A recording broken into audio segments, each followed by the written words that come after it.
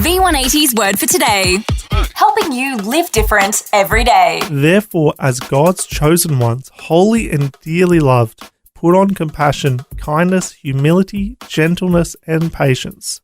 Colossians chapter 3, verse 12. The poet Henry Wadsworth Longfellow wrote, "If we could read the secret history of our enemies, we should find in each man's life sorrow and suffering enough to disarm all hostility." In his documentary on 20th Century Wars, Jonathan Glover refers to what he calls sympathy breakthroughs. Even in the situation of war, acts of compassion supersede the conflict.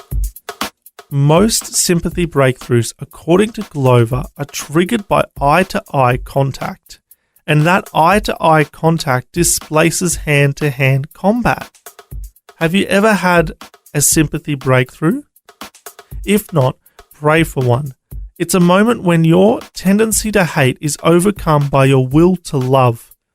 A moment when proactive compassion overrules negative anger.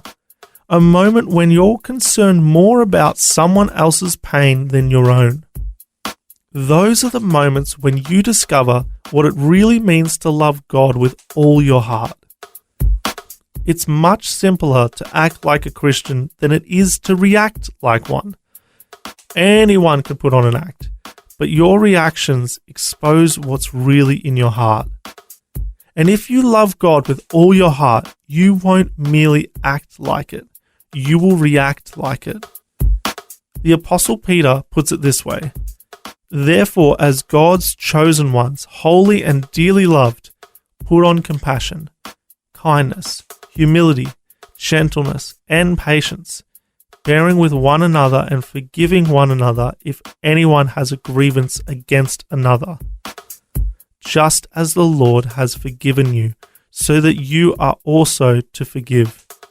Above all, put on love, which is the perfect bond of unity." The word for today, as featured in V180 magazine. Subscribe today at v180.org.au. V180. V180.